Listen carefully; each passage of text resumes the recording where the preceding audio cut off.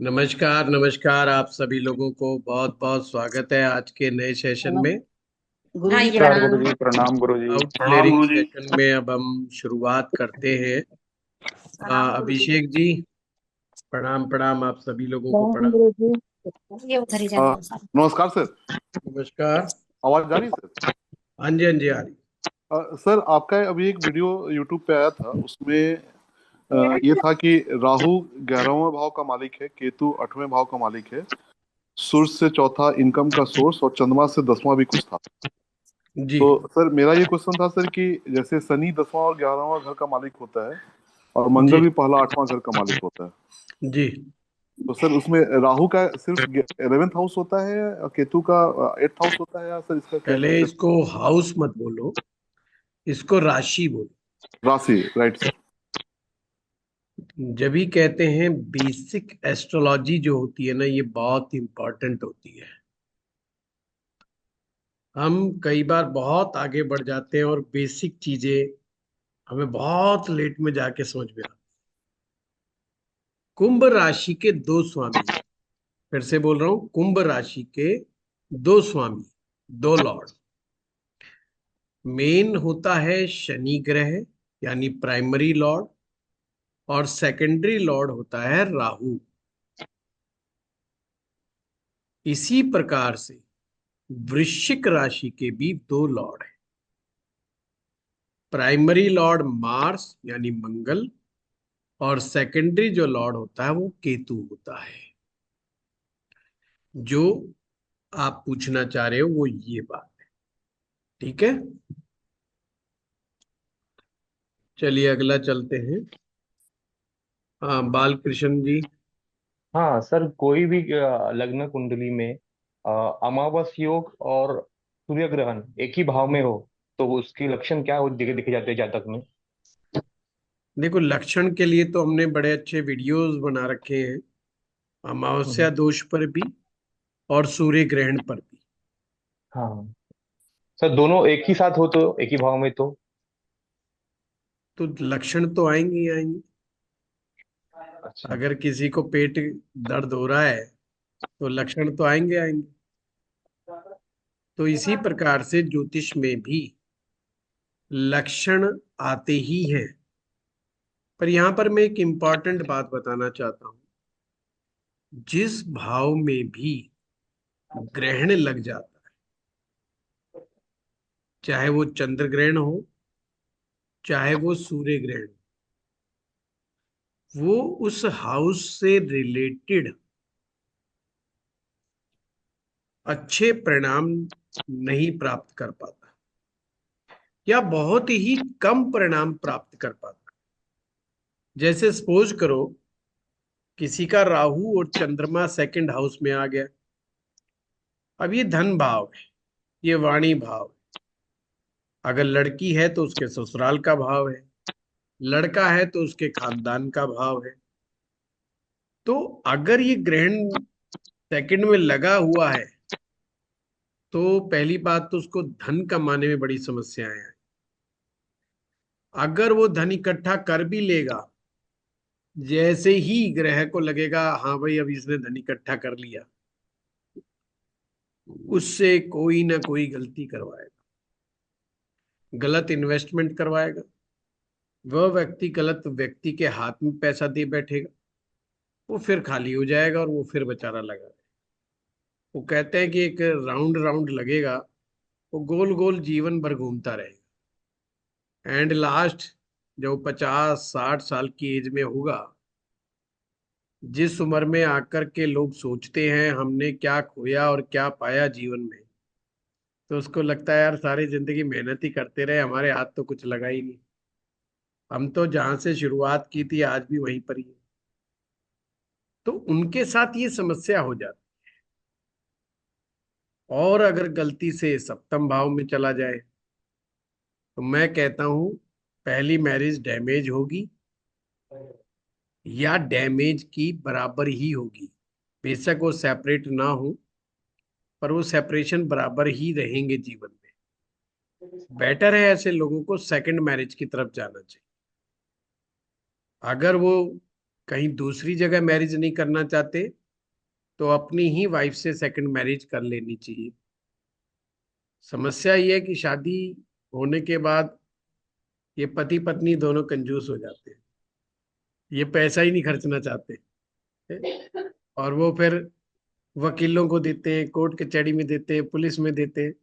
Better है कि थोड़ा बहुत ब्राह्मण को चला जाए, वो बेटर है, पाठ पूजा पे चला जाए, बेटर है। और अच्छी सलाह लेकर के उनको आगे बढ़ना चाहिए। अमावस्या में ये होता है कि उनको हमेशा ये फीलिंग रहती है कि I am more capable person, but मेरे लायक जो काम थे उनको मैं सही ढंग से कर ही नहीं पाया, या मेरे साथ जीवन में चीटिंग बहुत हो गई। आप ये कह सकते हैं जीवन में शून्यता का भाव, एकाकी भाव, टू बी चीटेड का भाव, ये मेरे साथ चीटिंग हुई है, वो चीजें उनके दिमाग में ज्यादा रहती हैं। एक लाइन में कह सकते हो रिग्रेट्स बहुत होते हैं उनके माइंड में।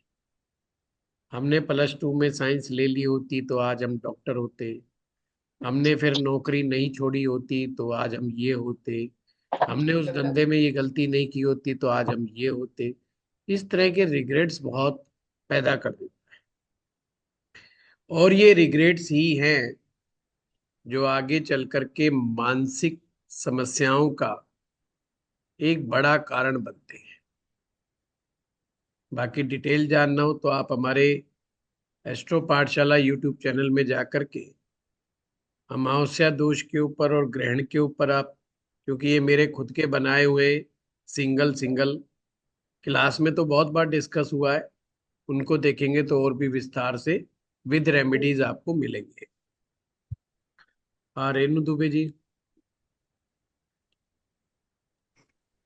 प्रणाम गुरु जी। प्रणाम।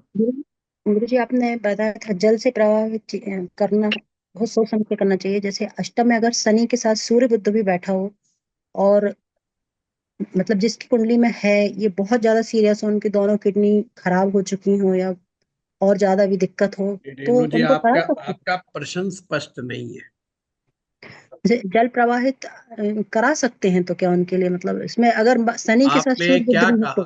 सूर्य बुध कहाँ बैठे हैं? अष्टम में, साथ में शनि के साथ सूर्य फिर बुध। आपने कहा कि किडनी के दोनों खराब हो चुकी है। हाँ, मतलब उनको उससे तो रिलेटेड, कौन षष्टम से रिलेटेड, नहीं नहीं, अष्टम से क्यों? षष्टम से रिलेटेड, छठवें भाव से रिलेटेड। छठे में है सूर्य बुध। राहु, शुक्र राहु जी। सबसे पहले तो ये देखो किडनी खराब क्यों हुई। शुक्र राहु की वजह से। शुक्र राहु की वजह से कोई जरूरी थोड़ी है किडनी खराब हो, जी और भी तो फैक्टर जोड़ने पड़ेंगे। अगर मेडिकल ज्योतिष इतना आसान होता तो फिर बात ही कुछ और हो जाती। जी नहीं, जरूरी नहीं है। जी। किडनी किस भाव से आती है वो भाव भी खराब होना चाहिए, नंबर एक बात। जी फिर देखेंगे जिस ग्रह से किडनी देखी जाती है वो ग्रह भी खराब होना चाहिए। एक तरह से समझो राशि, भाव और भाव का स्वामी, जब ये तीन चीजें खराब होती हैं एक साथ तो कोई बड़ी समस्या आती है। ऐसे किडनी खराब नहीं हो जाती। राहु शुक्र से तो यूटीआई की प्रॉब्लम बहुत होती है अक्सर लोगों को। ठीक है। जी किडनी के पीछे दो रीजन बहुत बड़े हैं खराब होने के। एक है ब्लड प्रेशर और एक है शुगर की बीमारी, जिसे हम डायबिटीज कहते हैं। जी ए तो हमें महाराज। पहले तो उसकी जांच करनी होगी, कहीं अनकंट्रोल्ड डायबिटीज की वजह से किडनी डैमेज हुई है या ब्लड प्रेशर। तो ब्लड प्रेशर का योग है और डायबिटीज का योग है, बहुत बड़ा प्रबल योग है, तो जाके 5 साल 10 साल के बाद वो किडनी डैमेज करेगा। किडनी डैमेज रातों रात नहीं हो जाती है। भगवान ने किडनी को ऐसा बनाया है कि अगर सही समय पे डिटेक्ट कर ले आदमी और संभल जाए, है पहला थप्पड़ लगते ही वो एकदम आंखें खोल ले, तो किडनी 20 साल 30 साल आराम से निकलवा देती है उस इंसान को। ये मैं खराब किडनी की बात कर रहा हूँ, 20 30 साल आराम से निकाल सकता है। यानी कि किडनी पर पड़ने वाले इम्पैक्ट को रोकने का काम जब तक वो नहीं करेगा, ये जल प्रवाह की चीजें काम नहीं आएंगी।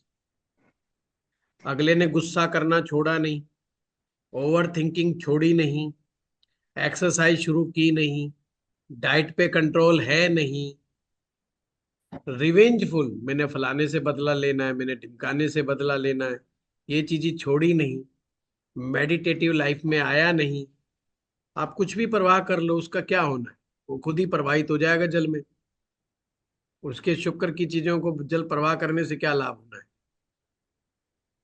देखो, ज्योतिष एक बहुत ही लॉजिकल सब्जेक्ट है, पर कभी कभी हमने इसको बिल्कुल, वो कहते हैं ना, फैंटास्टिक सब्जेक्ट बना दिया। ये जो है, अरे ऐसा कर दो वैसा कर दो, ऐसे नहीं होता भाई। जहां मिलियन डॉलर्स की रिसर्च हुई है मेडिकल साइंस में, उनके बेचारों के हाथ खड़े हैं, और हम थोड़ी सी चीज जल प्रवाह करके एकदम से बंदे की किडनी लौटा देंगे, तो ये मूर्खता साबित हो जाए। ऐसा नहीं होता है। रूट कॉज पे काम करना। जैसे एक समझदार डॉक्टर रूट कॉज पे काम करता है। जब उसको इंडिकेशन आते हैं कि किडनी में दिक्कत आ रही है, यूरिन टेस्ट में गड़बड़ियां आ रही हैं, वो उसको अलर्ट करता है, वो उसकी डाइट में चेंज करता है, वो उसके लाइफस्टाइल में चेंज करता है, और कुछ ऐसी दवाइयां देता है जिसपे ये शुगर और बीपी, जो भी रूट कॉज है, एनीथिंग, कुछ भी हो, उनके ऊपर वो वर्क करना शुरू कर देता है। तो ये समझो 10 15 साल तो वो वैसे ही झेल जाती है किडनी, बड़े प्यार से। पर अगर जो व्यक्ति चेंज नहीं करता, फिर भरोसा नहीं 2 साल का भी, फिर तो कुछ भी हो जाएगा, फिर कुछ भी घटना घटित हो सकती है। और किडनी एक बार पूरी तरह से खत्म हो जाए, फिर उसको डायलिसिस का सहारा लेना पड़ता है, और ऐसे रिकवर फिर होती नहीं है जल्दी से। जी, अचानक ही हुई थी तो खराब, दोनों डायलिसिस अचानक पे ही से थी। नहीं खराब होती रेनू जी, जभी तो मेडिकल एस्ट्रोलॉजी में ये चीजें, जब तक हमें बीमारियों के रूट कोज के बारे में नहीं पता चले, अचानक से तो हार्ट अटैक ही होता है बस, नहीं जो नहीं, 10 15 दिन पहले चेकअप नहीं करा। पता था। जी, शुरू से रहे। देखो, चेकअप कराया है, किडनी में प्रॉब्लम क्या आई है वो देखना है। क्रिएटिनिन लेवल बढ़ा है, क्रिएटिन लेवल जा, पीआर बढ़ा है, हाँ तो क्रिएटिनिन वापस हो जाएगा। नहीं, दोनों ही डैमेज हो गई ज्यादा, डायलिसिस पे मैडम ही जी, थे। मैडम जी, वो जी होता है डायलिसिस पे चला गया और एकदम से क्रिएटिनिन लेवल बढ़ा, ऐसा नहीं होता। यह आदमी को सिग्नल बहुत दिनों से देती है किडनी, जी एकदम से एक रातों रात की घटना नहीं है। कुछ हमारे वाइटल ऑर्गन्स ऐसे हैं जो भगवान ने ऐसे बना के दिए हैं, जो 120 साल खींच सके। आपको पता है हमारा दिमाग 200 साल तक काम कर सकता है, वो बना इस तरीके का है, और हम भरी जवानी में खराब कर लेते हैं, तो हमारा कसूर है ना। किडनी 120 साल के लिए बनी है मिनिमम, मैक्सिमम 150 तक हो सकती है। मतलब ये मैं उस ऑर्गन की कैपेसिटी को बता रहा हूँ। लीवर आपका फिर अगेन 150 साल तक चल सकता है। लीवर, किडनी, ब्रेन, ये वाइटल ऑर्गन्स में आते हैं। हार्ट, हार्ट भी 120 साल के लिए कम से कम बना है। आप, भगवान ने हमें बड़ी नियमितों के साथ नवाजा है, हम ही अपनी बेवकूफियों से सुनते नहीं उसकी बात। शरीर की बात हम नहीं सुनते, शरीर के साथ दिक्कतें पैदा कर लेते हैं, हम बेवकूफियां पैदा कर लेते हैं, खुद ज्यादा समझदारी दिखा देते हैं, और हम साइकोपैथिक पॉइंट को नहीं समझ पाते।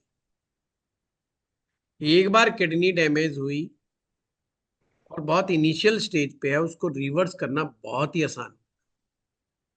चाहे आप एलोपैथ में चले जाओ, चाहे आप आयुर्वेद में चले जाओ, दोनों लोग अपनी कलाकारी दिखा के सही कर देंगे। ये दुर्घटनाएं लंबे समय तक चलती रहे, यानी बंदा बेवकूफियां दिखाता रहे, जो फियर होता है, डर, जिसे भय कहते हैं, वो किडनी डैमेज में सबसे बड़ा रोल निभाता है। सही। किडनी हमारे शुक्र ग्रह के अंडर में आती है। शुक्र ग्रह का संबंध हमारे मन की खुशी से है, कि व्यक्ति अपने जीवन में कितना खुश है। और कई लोग तो बने इसलिए कि हमने खुश रहना ही नहीं, कसम खा के आए काला टिक्का लगा के, जैसे बिल्कुल। हमारी इंडियन फिल्मों में काला टिक्का लगा लेता ना, वो कहता है, दुश्मनों से बदला लूंगा। वो कहता है, मैंने खुश होना ही नहीं लाइफ में। मेरी बीवी खराब, मेरा बाप खराब, मेरी माँ खराब, मेरी औलाद निखद, मेरे रिश्तेदार खराब, अड़ोसी पड़ोसी महा बेकार, दोस्त सब धोखेबाज। अब उस इंसान का क्या करूं? कुछ कर सकते हो? नहीं करो। मेरा वो नहीं मानता, मेरी बात वो नहीं मानता। भाई क्यों माने? Who are you? सही। जब ये हम कहते हैं हु आर यू, फिर उनके पास जवाब नहीं है। हु इज आई, इसी से अध्यात्म शुरू होता है। कितने लोग इंट्रोस्पेक्शंस करते हैं, मतलब आत्म मंथन करते हैं कि हु इज आई। और जब अगर हम हु इज आई करने शुरू करते तो हमारा वहम और हमारा अहम दोनों जाते रहेंगे। और जब वहम नहीं है और अहम नहीं है, तो बताओ गुस्सा किस पे आएगा? किसी में नहीं। वाइफ ने कहा जाओ खाना तुम बनाओ, अब उसको बेचारे को अहम तो है ही नहीं, इनकार है ही नहीं होगा, अच्छा ठीक है नहीं बना रही, मैं चाय खुद बना लेता हूँ। बताओ झगड़ा कैसे होगा? उसने फिर आवाज मारी, एक कप मेरी भी बना के लाना, बेचारा चुपचाप लाया, बना के ला के रख दी। अब बताओ कहाँ झगड़ा होगा? है झगड़ा? नहीं है झगड़ा। हमेशा ध्यान रखना, जिनकी किडनी का एक बीमारी होती है, ऑटो इम्यून डिसीजेस, एक होता है nephrotic syndrome. Auto immune diseases और नेफ्रोटिक सिंड्रोम ये पास्ट लाइफ से रिलेटेड होते हैं, जिसमें इंसान कुछ नहीं कर सकता। ये छोटे बच्चों की बीमारी है नेफ्रोटिक सिंड्रोम, जिसमें छोटे बच्चों के पेशाब में प्रोटीन जाना शुरू कर देता है। तो वो नेफ्रोटिक सिंड्रोम में छोटे छोटे बच्चे अक्सर चपेट में आ जाते, और उनको स्टेरॉइड्स पे डाल करके डॉक्टर रिवर्स करने की कोशिश करता है, और अक्सर कामयाबी मिल जाती है, अक्सर। पर कुछ पीछे से जो लिखवा के लाए हैं, वो बेचारों के साथ कई बार बिना ये सब उल्टे सीधे काम करे भी हो जाती हैं बीमारियां। क्योंकि बीमारियों के पीछे हमारा पास्ट लाइफ कर्मा भी बहुत हद तक जिम्मेवार होता है, हमारी आनुवांशिकता भी बहुत हद तक जिम्मेवार होती है। जो भी बच्चे बिना प्रेम के पैदा हुए, फिर से बड़े ध्यान से समझना, जो भी बच्चे बिना प्रेम के पैदा हुए, उनमें आने वाले समय में डायबिटीज होने की संभावना सबसे ज्यादा रहती है। Diabetes, kidney problem, urinary problems सबसे ज्यादा आपको देखने को मिलेंगे। सेक्सुअल डिसऑर्डर्स सबसे ज्यादा देखने को मिलेंगे। इसीलिए संतान पैदा करने से पूर्व पति पत्नी में प्रेम होना, एक दूसरे के प्रति पूर्ण समर्पण भाव होना बहुत जरूरी है। अगर पत्नी समर्पित है पति के प्रति 100%, या पति समर्पित है 100% अपनी पत्नी के, आप समझ लेना उन बच्चों में शुक्र संबंधी बीमारियां नहीं होती। शुक्र की जो खराबियां आज के समय आप देखते हैं, जिसमें पुरुषों में शारीरिक कमजोरियां, यहां मैं सेक्सुअल कमजोरी की बात कर रहा हूं, शारीरिक से मतलब पतले मोटे से नहीं है। ये जो कमजोरियां आई हैं, ये बाय बर्थ है। आपको सुनने में अजीब लगेगा, माँ बाप की गलतियों का दुष्परिणाम है, जो बच्चे यंग एज में शादी होने के बाद बेचारे झेलते हैं, क्योंकि उनको स्ट्रेस लेने की आदत है। अब एक महिला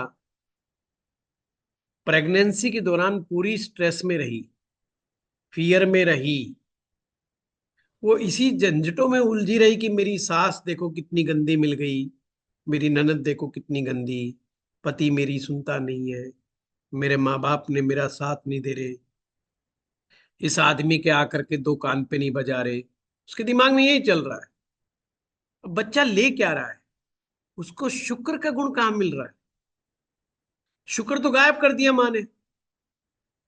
9 महीने 9 ग्रह हैं। 9 महीने तक महिला 9 ग्रहों का सत्व ग्रहण करती है।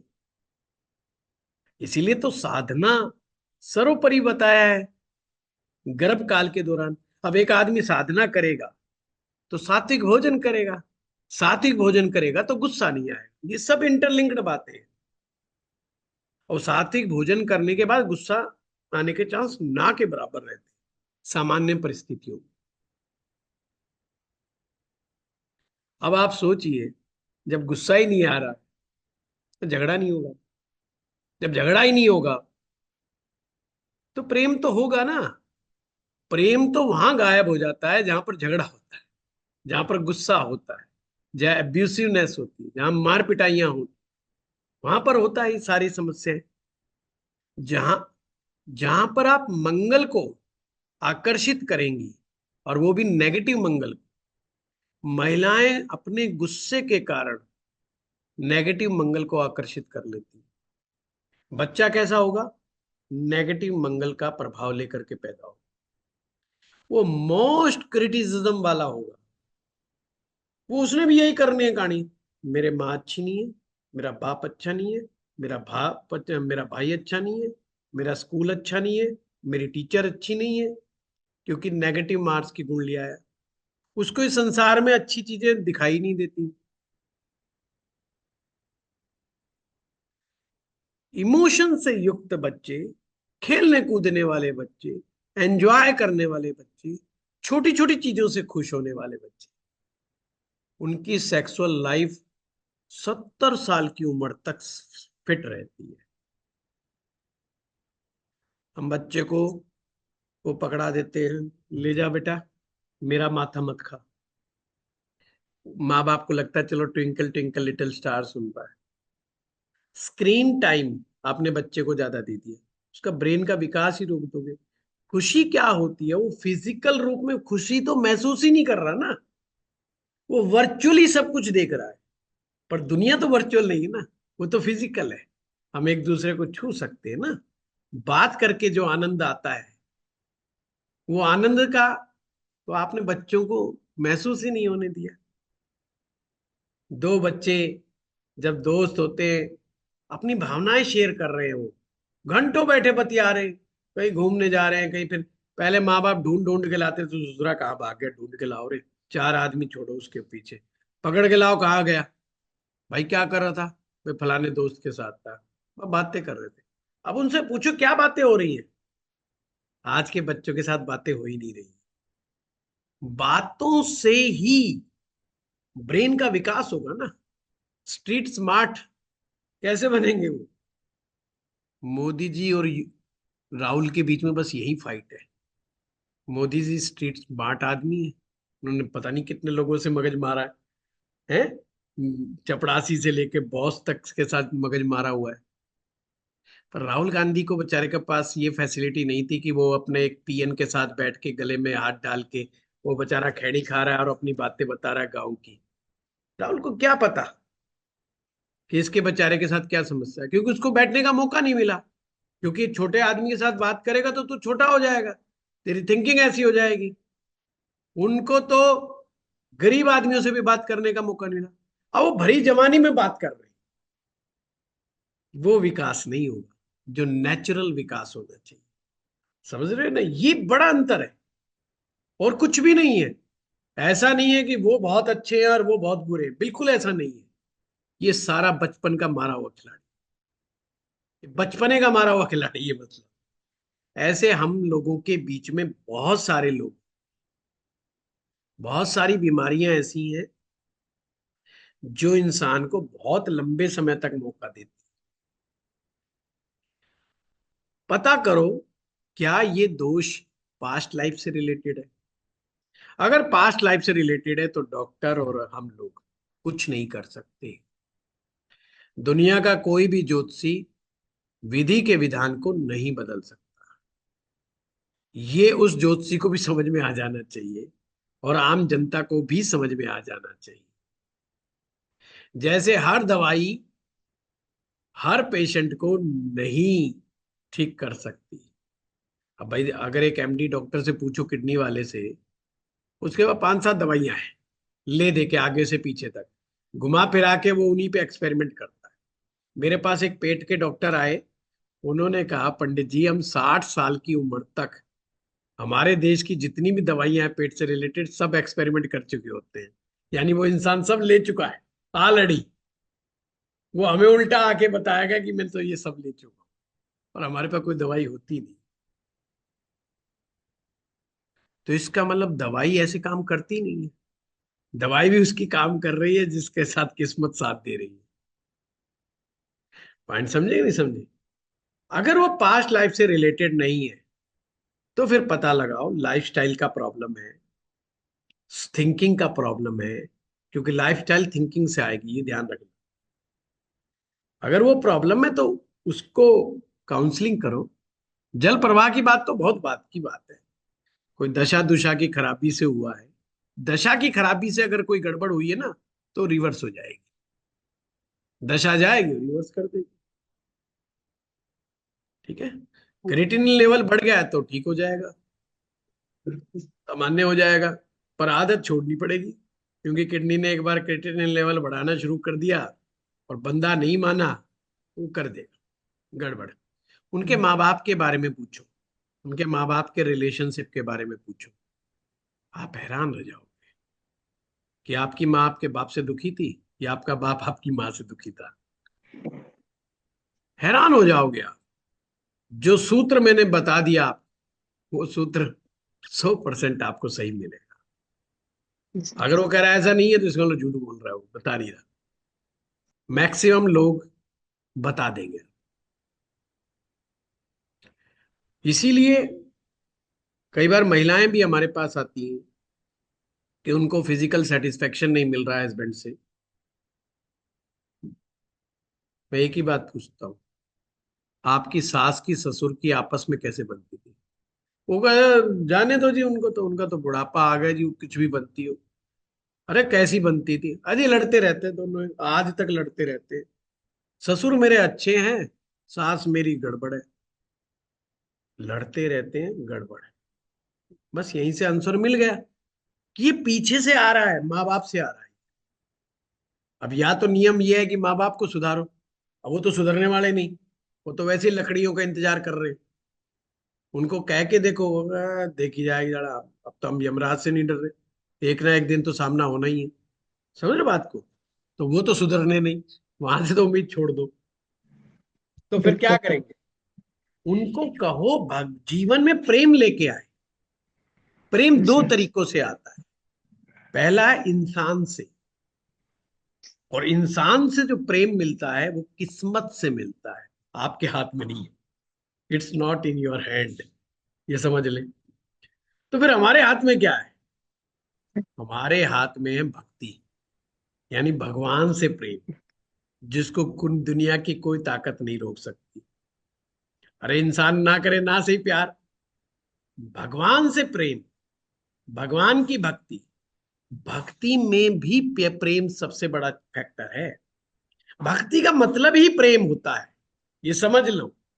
एक प्रेमी व्यक्ति ही भक्त होता है और एक भक्त प्रेमी होता है। इन दोनों में कोई अंतर नहीं, ये एक ही सिक्के के दो पहलू हैं। कोई भक्ति कर रहा है और वो कहता है मुझे इस संसार में किसी से प्रेम नहीं है, तो उसकी समझ खोखली है। जितना बड़ा भक्त उतना बड़ा प्रेमी, उसको कुत्ते में प्रेम नजर आएगा, जो उसके पास मिलने आ रहा है उससे उसको प्यार हो जाएगा। वो हर एक के ऊपर लुटा रहा है, क्योंकि प्रेम का मतलब लुटाना होता है, लुट जाना होता है। यहाँ रो रहे हैं हमें लूट लिया, हमें लूट लिया। अरे लुटो तो सही, लुटना भी नहीं आता तुम्हें। जो लुटना नहीं जानते वो प्रेम करना नहीं जानते। प्रेम में तो लुटना पड़ता है। प्रेम का मतलब केवल तू होता है, तू ही तू ही तू, मैं गायब होता है। और हमारे पास आते कौन है ज्योतिषियों के पास? मैं, तू तो बड़ा बेकार। अब उनका ट्रीटमेंट कैसे करोगे ज्योतिष में, बताओ कैसे संभव है? रूट कोज तो मैं है, रूट कोज तो प्रेम है। प्रेम वो बस रो रहे हैं, माँ ने प्रेम नहीं दिया, पत्नी ने प्रेम नहीं दिया, बहन ने प्रेम नहीं दिया, दोस्त ने नहीं दिया, फलाने ने नहीं दिया, बॉस ने नहीं दिया। अरे क्यों दें? तख्ती पे लिखवा के आए हैं क्या?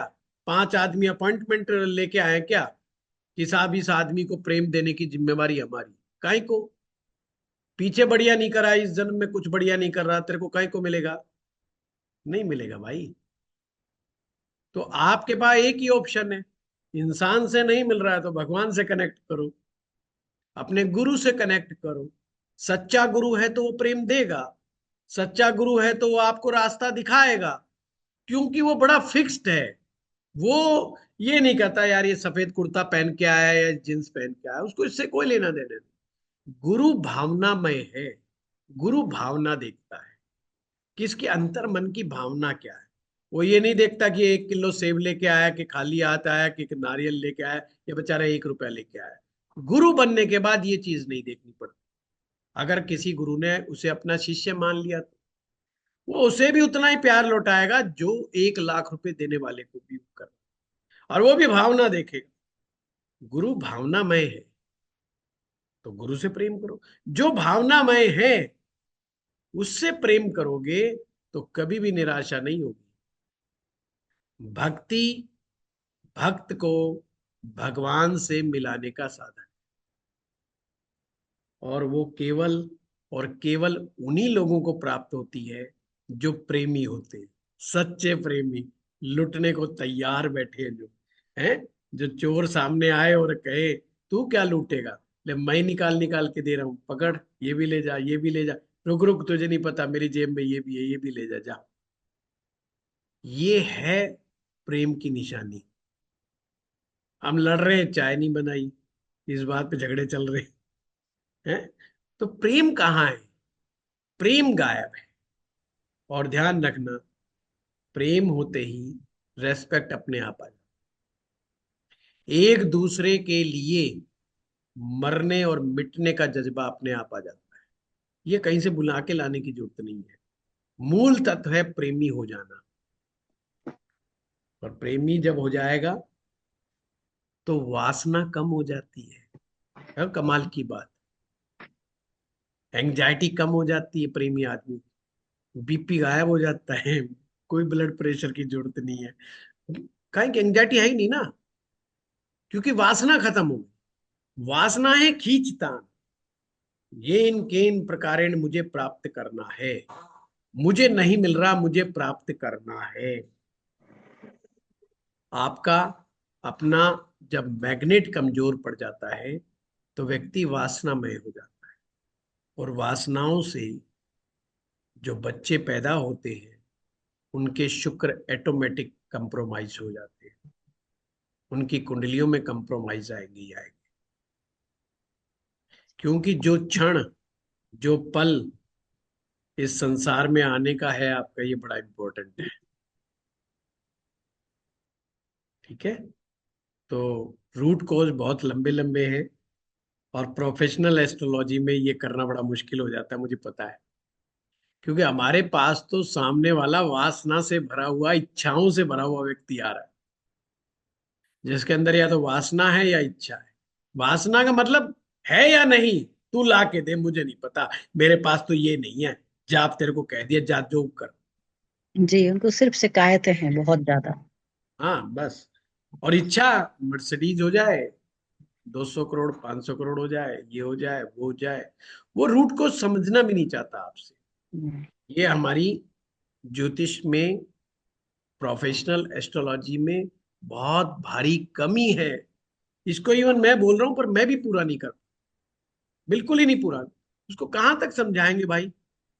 वो आया 40 साल का भरा हुआ, आप नहीं समझा सकते, नहीं बात कर सकते। ये तो गुरु शिष्य की बात है। मैं आपको समझा सकता हूं क्लास के अंदर, मैं बता सकता हूं आप लोग, ताकि ज्योतिषी का माइंड क्लियर होना चाहिए।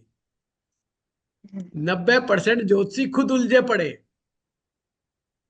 उनको ना सब्जेक्ट पे कॉन्फिडेंस आ रहा, ना खुद पे कॉन्फिडेंस आ रहा है, और उनको लग रहा है नहीं यार कुछ मिला नहीं, कोई उपाय मिला नहीं। अरे तुझे तो कुछ मिला ही नहीं, उपाय तो बहुत बात की बात, अभी मिला ही क्या है तुझे? ये लगने लगता कि हम समझा ही नहीं पा रहे हैं इसको। खुद ही नहीं समझे जब कैसे समझाएंगे? जी। अगर मुझे सूत्र खुद को नहीं मालूम, मैं आपको कैसे समझा दूंगा बताओ? जी। अब आप में से कोई ऐसी बीमारी का नाम लेते जो मैंने ही नहीं सुनी, मैं आपको कैसे समझा दूंगा भाई? नहीं समझा पाऊंगा।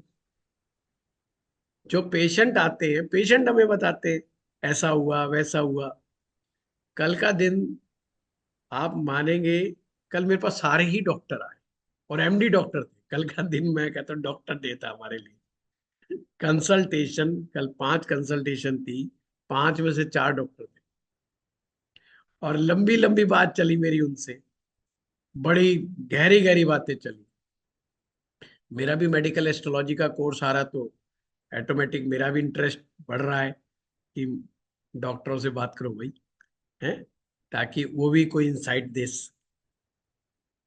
पर जब ये दोस्त, आप ये डॉक्टर लोग आपके दोस्त हो जाते हैं, तो फिर हमें ज्योतिष बड़ा सच्चा लगने लग जाता है। ये फैक्टर है कि जब वो रूट कोज बताते हैं ना कि इसकी प्रॉब्लम ये है, तो समझ में आता है कि अरे यार बात तो ये ठीक कह रहे। पर प्रोफेशनल डॉक्टर जब बैठता है, किडनी का डॉक्टर बैठेगा आपके पास, वो थोड़ी समझाएगा प्रेम की कमी है, तुम खुश नहीं रहते, फलाना नहीं रहते। वो कुछ नहीं, वो क्रिएटिनिन लेवल को ठीक करने की दवा दे के भेज देगा। वो थोड़ी समझाएगा आप, वो नहीं समझा सकता, क्योंकि एक तो समय का अभाव है,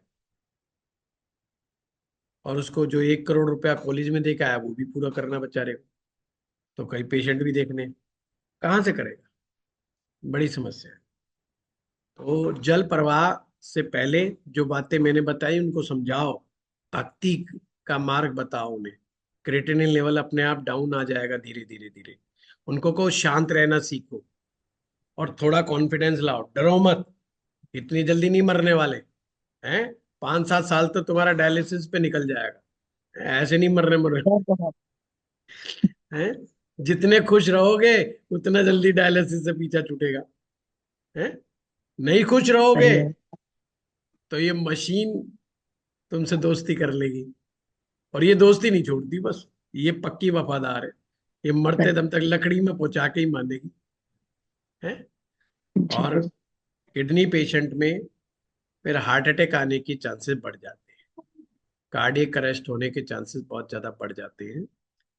और दिल जो है, इसीलिए जितना खुश रहेगा, जितना भक्तिमय रहेगा। देखो अभी स्वामी प्रेमानंद जी हैं, आप लोग सुनते हैं,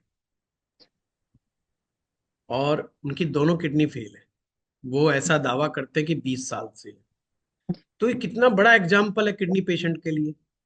20 साल से एक व्यक्ति जिसकी दोनों किडनी फेल है, और उनके चेहरे पे तेज देखो।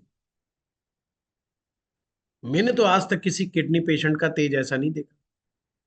भक्ति। क्यों? एक ही चीज मैंने पकड़ी, भक्ति। वो भक्ति कितनी कर रहे हैं, सोचो। पूरा जीवन उन्होंने भक्तिमय कर दिया, एक एक शब्द उनका भक्तिमय है, एक एक बात उनकी भक्तिमय है। और कोई वो नहीं कि किसी को खुश करना।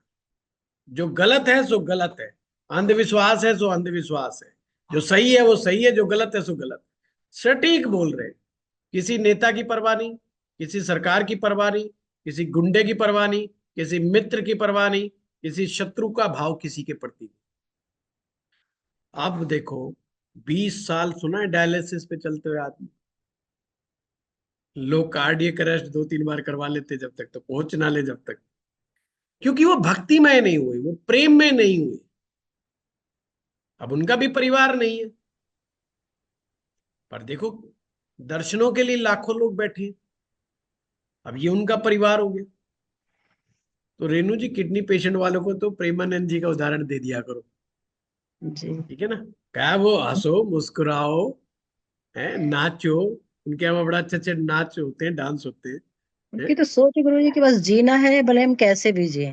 मतलब सोच ही खराब है, मतलब समझना ही नहीं चाह रहे उस चीज को। अपन बोलेंगे भी या कुछ भी तो नहीं, नहीं हम जिएंगे तो, बीमार है डायलिसिस में है, हम जिएंगे तो, ये सोच मैंने बना क्या के कहा रखा। आपको, डर जी से किडनी कभी रिवाइव नहीं होती।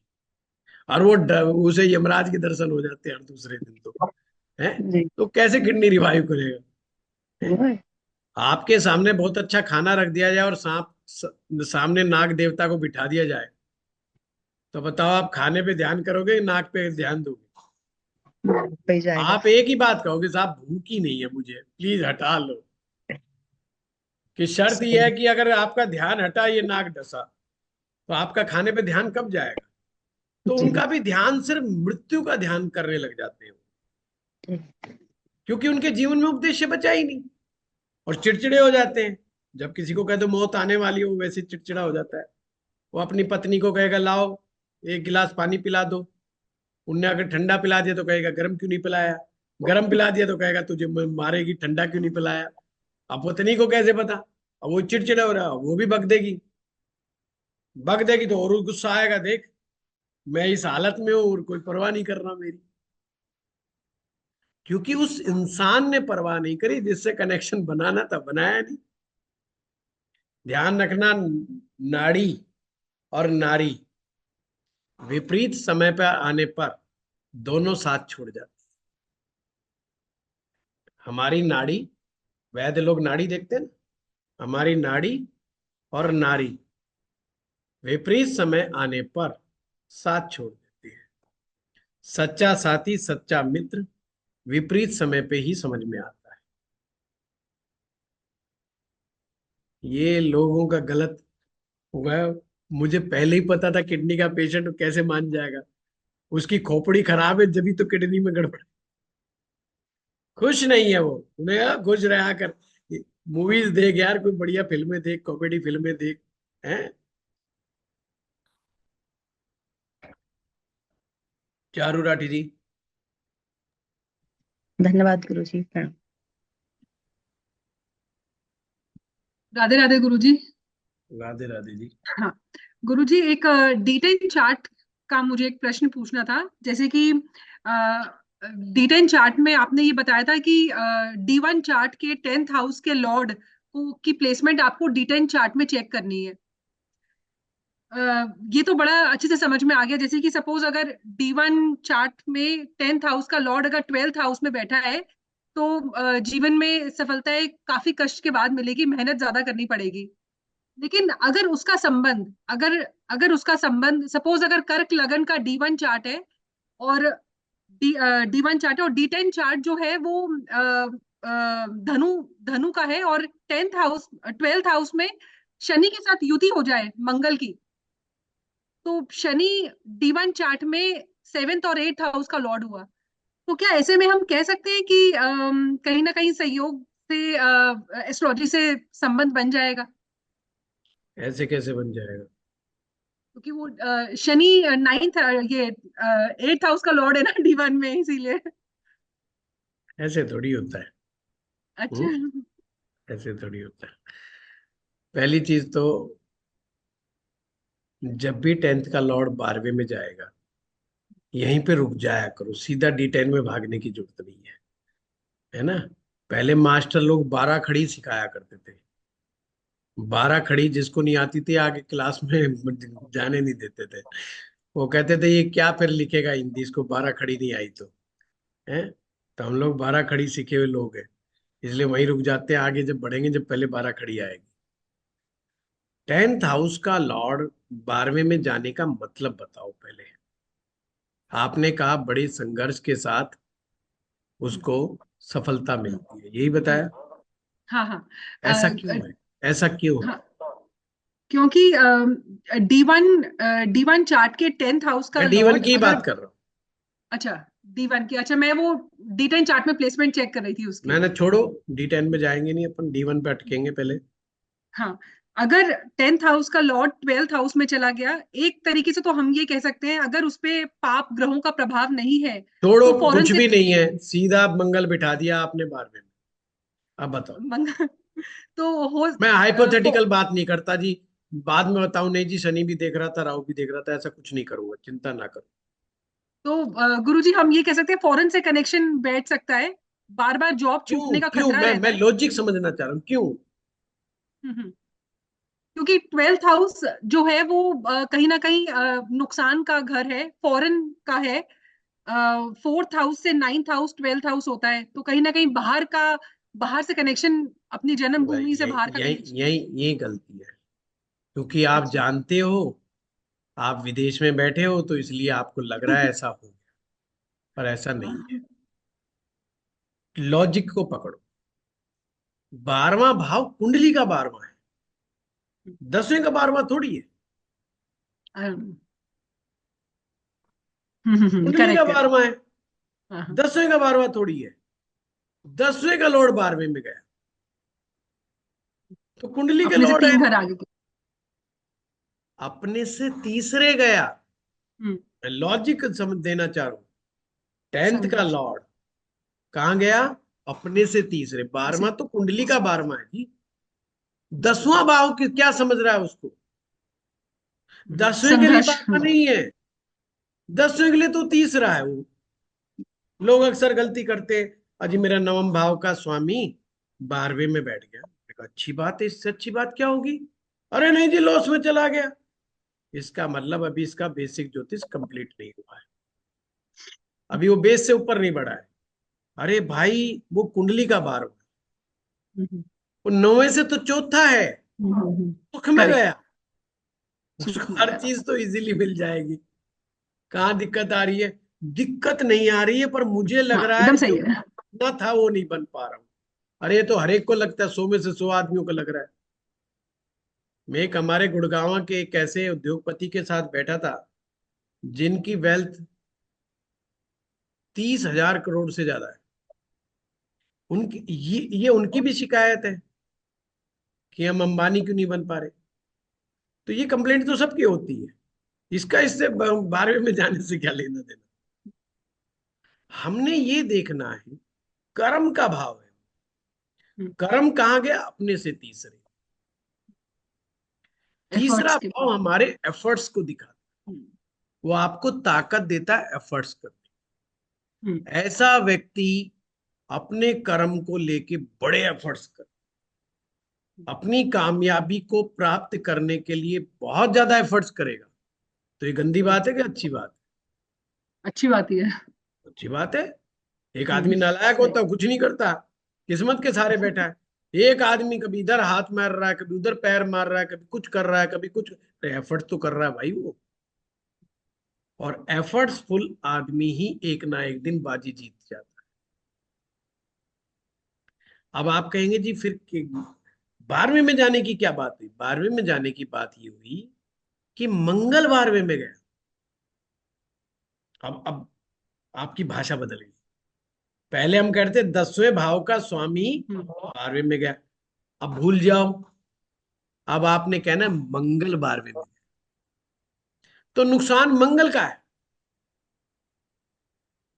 मंगल से रिलेटेड जब बात आएगी, जब हम शौर्य की बात करेंगे, जब हम बहादुरी की बात करेंगे, जब हम मंगल की बात करेंगे, जब हम पेट की समस्याओं की बात करेंगे, तो हम मंगल की बात करेंगे। वो व्यक्ति कहता है कि जी मुझे पेट में डाइजेशन से रिलेटेड इशू हो जाते हैं, कोई बात नहीं, मंगल 12वें में बैठा है। फिर नहीं एकदम कहेंगे सही है। 10वें भाव का स्वामी 12वें में बैठा है। वो अगर कहता है मुझे प्रेम नहीं मिला, मैंने जिसको चाहा उससे शादी कर ली, फिर भी मुझे प्रेम नहीं मिला, तो फिर हम कहेंगे मंगल 12वें में बैठा है। तो इस लॉजिक को जब समझेंगे फिर D10 तक पहुंचेंगे। वहां से कनेक्शन तो बाद में, पहले यहीं पर घूम जाओ। मुझे लगता है मुझे लाइव कोर्स शुरू करना पड़ेगा अपने घर में, है कुछ लोगों के लिए यहाँ पर, क्योंकि जब बोर्ड पे हम हर बात को बताते होते तब 2-2 साल लग जाते थे। बताओ 2-2 साल। हमारे पास पहले ऑन एवरेज स्टूडेंट 3 साल कम से कम पढ़ता, ऑन एवरेज, फिर जाके उसको कॉन्फिडेंस आता। पर वो जब के पढ़ाए हुए स्टूडेंट मार्केट में वेल एस्टेब्लिश्ड हो, जिसने छोड़ा, अपने मन से छोड़ा, अपनी पारिवारिक वजहों से छोड़ा, पर सब्जेक्ट की नॉलेज से नहीं छोड़ा। आज भी वो लोग किसी को बता देते तो एकदम लोग खुश हो जाते। आज जो ऑनलाइन में ये बहुत बड़ी समस्या है कि हम भाग रहे हैं, रेस लगा दी पूरी, ये पकड़ लो, ये पकड़ लो, पकड़ में कुछ नहीं आ रहा। राजस्थान में रेत को पकड़ लिया मुट्ठी भर के, बोला पूरी मुट्ठी में भर ली रेत, और वो ये नहीं पता धीरे धीरे निकल रही है। वो निकल जाती है, हाथ में कुछ नहीं आता। बाद में वो न्यूमरोलॉजिस्ट बन जाते हैं बस। क्यों? 15 क्लास लो, न्यूमरोलॉजी बन जाओ, है ना। तो फिर भ्रम फैलाओ पब्लिक में, यहाँ पे 30 नंबर लिख दो, यहाँ पे 50 लिख दो, यहाँ पे 200 लिख दो, कुछ भी लिख दो, होना जाना क्या है। उनकी लाइफ में कोई चेंज नहीं आया, आपकी लाइफ में क्या लेके आए, है ना। तो वो सब अलग बातें। ज्योतिष एक डिवाइन साइंस है। इस डिवाइन साइंस को डिविनिटी के साथ ही आप एक्सेप्ट कर सकते हैं, इसका कोई तोड़ नहीं है। ये गुरुगम्य विद्या है। गुरु का चहेता बन के कोई भी कुछ भी प्राप्त करके ले जाए, पैसा देके कोई कुछ प्राप्त नहीं कर पाया। अगर गूढ़ गंभीर बनना है, गूढ़ गंभीर तरीके से सीखना है, तो मैंने इस कोर्स का दे दिया, उस कोर्स का दे दिया, यहाँ से लाला राम से कर लिया, रामलाल से कर लिया, श्यामलाल से कोर्स कर लिया, दीनदयाल से कोर्स कर लिया, कुछ फायदा नहीं। कनेक्शन किससे बना?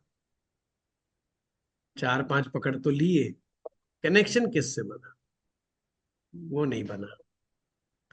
कितनों को सुबह उठ करके, कितनों के प्रति हम ग्रेटिट्यूड व्यक्त करते हैं। ये ग्रेटिट्यूड का विषय साहब, ये ऐसे नहीं पकड़ में आएगा। जब तक कोई डांट मारने वाला हो ना इस सब्जेक्ट में, डांटे, ए बेवकूफ आदमी, क्या कर रहा है ये, कहाँ गायब हो गया था तू, कैसे गलती कर रहा है, जब तक ये नहीं पकड़ में आता। डांट खाए, गलती खाए, बार बार कहे हाँ गुरुजी गलती हो गई, तो मैं जल्दबाजी कर गया, मैं वहां नहीं वहां पहुंच गया, मैं वहां नहीं वहां पहुंच गया, जब आता ही है। तो D10 से नहीं, सबसे पहले D1 को पकड़, वहीं पे कंसेप्ट क्लियर हो जाता है। आप सोचो लाल किताब तो D10 नहीं कर रही, हाँ, D1 में सब कुछ दिया हुआ है। हमने सब्जेक्ट को आसान बनाने के लिए डिविजनल चार्ट्स में चले गए, जल्दी में देखने के लिए हम डिविजनल चार्ट्स में गए। प्रोफेशनल एस्ट्रोलॉजी के लिए D10 जरूरी हो गया। अगर आप प्रोफेशनल नहीं कर रहे तो D1 सुफिशियंट है, अपने आप में सुफिशियंट है। अगर आपको D1 के सूत्र क्लैरिटी के साथ समझ में आ गए, तो आप बेशक कहीं मत जाओ, किसी और डिविजनल चार्ट में जाने की जरूरत ही नहीं, ठीक है ना। मुझे कई बार लोग कहते हैं, अरे गुरुजी देखो तो सही कुंडली। अरे एक नजर मार तो ली, फिर उनको ऐसे करके बैठना पड़ता है, बैठ के मैं कुछ और ही सोच रहा हूँ, तो मेरे को अब जो देख लिया, समझ लिया, पता क्या करूँ, ड्रामा करके दिखाना पड़ेगा। अच्छा भाई, बड़े गूढ़ गंभीर, फिर वो कहेंगे गुरुजी ज्यादा ही खो गए, ज्यादा गंभीर बात है। मैं तो हाथ दिए कराऊँ अभी, हैं? बड़ा खुश हो जाता है कि अब तो अंदर तक पहुंच गया बंदा, समुद्र की गहराई तक है। मैं सोच रहा हूँ चाय पीने का टाइम हो गया है, दिमाग में चल रहा है। चलिए कोई बात नहीं चारू जी। D10 में, D10 चार्ट आपके दसम भाव का एक्सटेंशन है, ये समझो। यानी दसम भाव को हम बड़ा करके देख रहे हैं। छोट बड़ा क्यों करना पड़ रहा है? क्योंकि हमारी नजर कमजोर हो गई। सुई में जब धागा नहीं डलता ना, महिलाओं को कब पता चलता है उनकी आंख कमजोर होगी? जब वो सुई में धागा डालती है, वो कहते जी लगता है आंख में गड़बड़ हो गई, फिर वो आंख वाले के पास जाएंगे, चश्मा लगाएंगे। उससे पहले थोड़ी पता चलता उनको ये आंख कमजोर हो गई है। तो ऐसे ही जिनकी आंख कमजोर है उनको D10 में जाने दो, या D10 में जा रहे हैं ये देखने के लिए जो हम D1 से नहीं समझ पा रहे। D1 में जो चक्की घुमाई जाती है, वो चक्की उसे चलानी नहीं आई, इसलिए उसको D10 में जाना पड़ रहा है। तो D10 तो काम को आसान करने के लिए है। चारों जी आएगा वो वही जो D1 कह रहा है, ऐसा नहीं कोई नया अनोखा ले आएगा, पर हमें नहीं पता। होना ये चाहिए था कि मंगल को आप लगन बना लो, अगर D10 में नहीं जाना चाहते तो। अब उस मंगल को लगन बना करके देखो, और ये मान के चलो ये जो है ना आपके कर्म का मालिक है और लगन पे बैठा है, तो मिथुन लगन बन जाएगा आपका। बनेगा कि नहीं? मिथुन लगन बन गया। अब मिथुन लगन से हिसाब से देखो आपके कर्म में, आपके काम में कहाँ दिक्कत है और कहाँ बढ़िया फैसिलिटीज है। हम D1 में बैठा के ही कर देंगे सारा काम, D10 तक जाने की जरूरत ही नहीं है। मंगल से कौन सा ग्रह चौथे बैठा है, कौन छठे बैठा है, कौन आठवां बैठा है, वही ग्रह होंगे जो कामकाज में दिक्कत दे रहे होंगे, जो 6 8 12 बैठे होंगे। जो चौथे बैठा होगा, जो पांचवे बैठा होगा, वो उसको फायदा दे रहा होगा। जो भी उसके पांचवें नौवे बैठेगा वही इसको फायदा दे रहा होगा, वही मदद दे रहा होगा। उसको वर्क प्लेस पे उन्हीं से मदद मिल रही होगी। वही लोग जो होंगे वो उनके लिए बेटरमेंट के लिए काम कर रहे होंगे। और जो ग्रह खराब हो जाएगा, चाहे वो हो बृहस्पति, वही उसको दिक्कत दे रहा होगा। गुरुजी ये कर्क लगन में जो मेरा मंगल है वो वैसे थर्ड हाउस में बैठा है, तो मतलब मैं तो वो D10 की प्लेसमेंट को चेक करने के लिए D1। मैडम हाँ। अब बात को घुमा रहे हो। आपने कहा मेरा दसम का लॉर्ड 12वें में बैठा है, तो दसम का लॉर्ड तो कर्क लगन में मंगल ही होगा। नहीं नहीं नहीं, मैं ये कह रही थी कि दसम का लॉर्ड जो मंगल है ना वो अब D10 चार्ट में 12th हाउस में, अब वो महिलाओं वाला की सूत्र बात, लगा रही अब थी। महिलाओं वाली बात मत करो। अच्छा। कि मैं मेरे समझा नहीं कहने पाई का फिर। मतलब वो नहीं वो था। अब मुझे क्या पता, मैं तो आपके हाँ, शब्द नहीं नहीं ठीक पकड़ूंगा ना। है। हैं? अब हाँ मैं हाँ, घर में थोड़ी पर बात मैं कर ये रहा भी चीज समझ गई तो ये हूं। अच्छा हो गया। कि बीवी कह रही है कि मुझे बाजार नहीं जाना, और मैं कह रहा हूं कोई बात नहीं जाना, तो कोई बात नहीं, अपन फिर कभी देखेंगे। फिर वो इस बात पे लड़ रही है कि तुम मुझसे क्यों नहीं पूछ रहे कि बाजार क्यों नहीं जाना। अब मैं कैसे पूछूं, तूने नहीं जाना नहीं जाना। अब वो कह रही नहीं, तुम्हें पूछना था कि मुझे बाजार क्यों नहीं जाना। अच्छा ये बता दो बाजार क्यों नहीं जाना। बोला ये तुम्हें पता होना चाहिए मुझे बाजार क्यों नहीं जाना। तो ऐसे गोल गोल नहीं घूमना। ये सब्जेक्ट चल रहा है। आपने नहीं स्पष्ट नहीं, रूप से कहा दसम भाव का लॉर्ड 12वें में बैठा है, तो मैंने मंगल से सारी कहानी सुना दी। D10 चार्ट के 12th में वो चलो नहीं, वो कोई D10 चार्ट के 12th में मैंने आपको। हाँ कोई नहीं कोई कोई बात नहीं, नहीं, मैं कोई ये भी बात समझ नहीं। गई, ये भी बहुत अच्छी चलो बात है। मेरी मेरी समझ में कमी हो गई होगी, कोई बात नहीं, कभी कभी नहीं नहीं मिसअंडरस्टैंडिंग नहीं होती। नहीं गुरुजी, मैं पैसे नहीं पहली लाइन नहीं। ये बोलने वाला था कि आप ढंग से समझा नहीं पाए। गोल गोल तो हाँ मैं भी हाँ घूम रहा था, खैर चलो कोई बात नहीं। ये सूत्र आपको थैंक यू समझा गुरुजी। दिया। जो हाँ D1 में जैसे आप कर रहे हो ना, D12 में वैसे ही कर। बस उसमें वो घुमाना नहीं है लगन बना के, फर्क उसमें D10 में ये है। ठीक है, चलो। हाँ स्मिता जी। प्रणाम सर।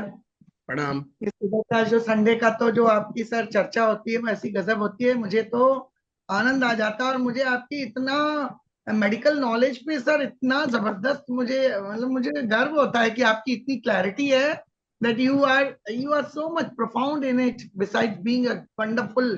क्या बोलूं मैं, शब्द नहीं है। एस्ट्रोलॉजिस्ट से लेकर सब कुछ मेरी अस्तित्व तो नहीं है, लेकिन आज you can tell about nephrotic syndrome, you can streamline कि भैया वो जल प्रवाह से ही बीमारियों का इलाज हो रहा है। तो ये बहुत गजब, ये आपका स्टैंड बहुत गजब है सर। मैंने हाथ इसलिए उठाया था कि मैंने मेंशन किया था, और शायद आप जवाब देते हैं या may be somebody from the app side, कि सर जैसे अभी रिसेंटली मैंने केपी वाला वो लिया रिकॉर्डेड कोर्स।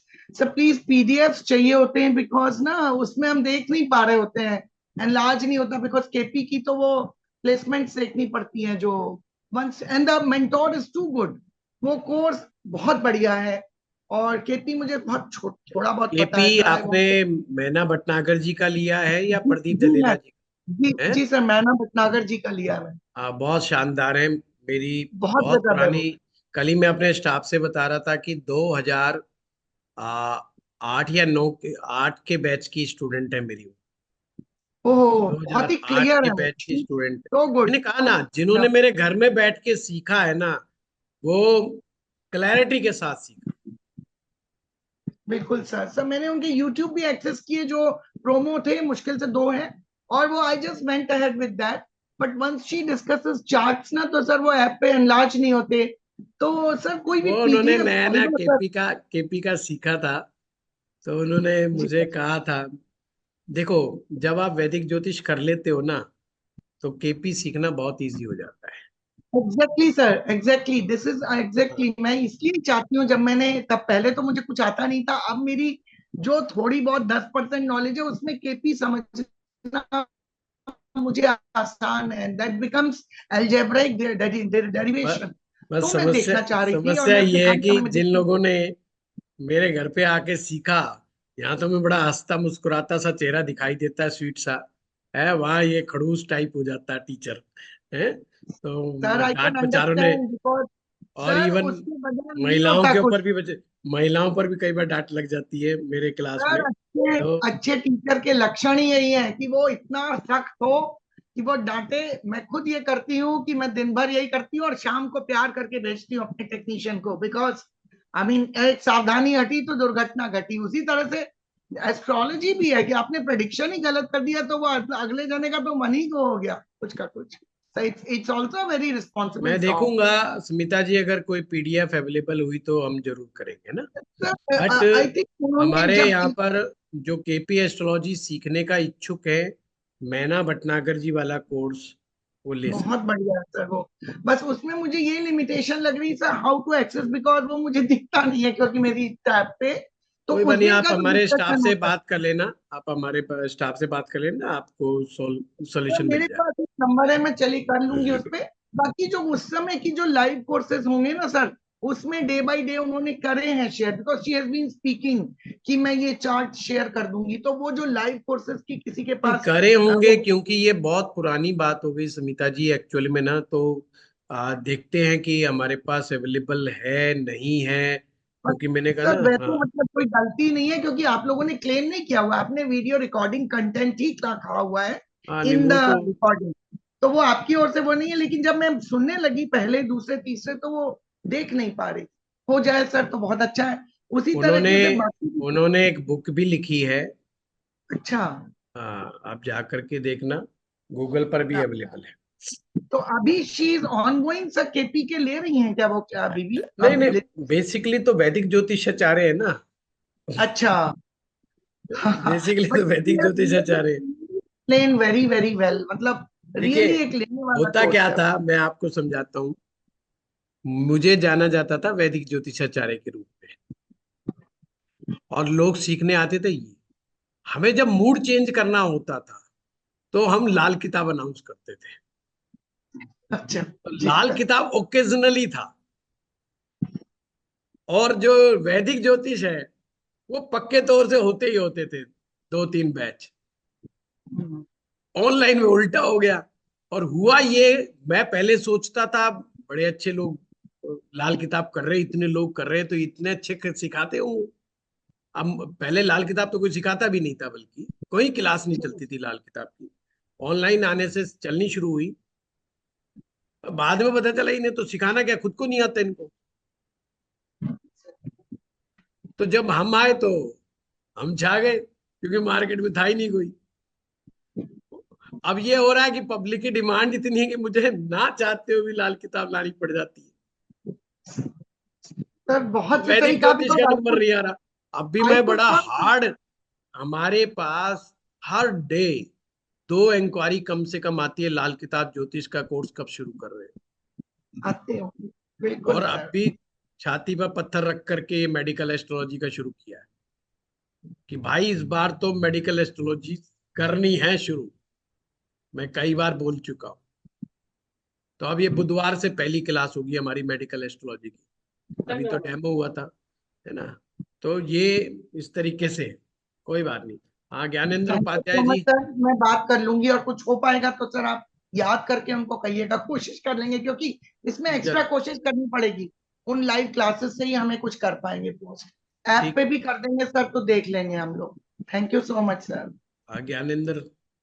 गुरु जी चरण स्पर्श। हाँ, मेरा प्रश्न है गुरु जी कि आपने कहा था, मेरा प्रश्न लग्नेश से रिलेटेड है।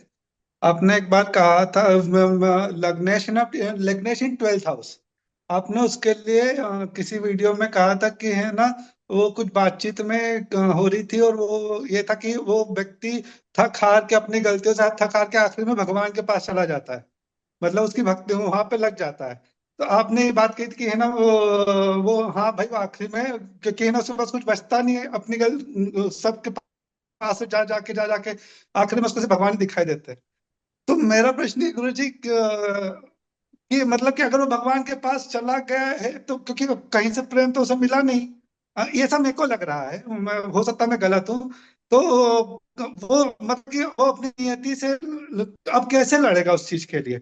और मतलब जो 12th हाउस वाला, लग्नेश वाला जो 12th हाउस में है, तो वो उसके लिए क्या करे जिससे वो उसके कुछ कम हो पाए, या मतलब कि वो व्यक्ति उससे कैसे लड़े, कैसे दो भिड़े उसे? दो चीजें आपने गलत कही। एक चीज का आंसर बड़ा प्यारा है। पहली चीज तो ये मत कहो कि वो भगवान के पास चला गया। लोग इसको मानते हैं कि बेचारा पहुंच गया ऊपर, ऊपर की फ्लाइट ले गई उसको। तो ये चीज ठीक नहीं है ना। दूसरी बात, अपनी उस पावर से लड़ना नहीं, सामंजस्य बनाना होता है। हमेशा शब्द का इस्तेमाल करें, सामंजस्य स्थापित करना। अपनी नियति से तो कोई भी नहीं लड़ पाया। अपनी नियति से तो राजा दशरथ नहीं लड़ पाया, जो भगवान के पिता थे। तो हम और आप किस चीज के हैं? तो नहीं हो सकता। तीसरा क्वेश्चन आपने पूछा, अगर किसी का लग्नेश 12वें में हो जाए तो उसे क्या करना चाहिए? सिंपल, हमेशा बड़े बुजुर्गों की देख रेख में ही निर्णय लेना चाहिए। बस एक लाइनर है, बड़े बुजुर्गों के द्वारा ही फैसले को लेना चाहिए।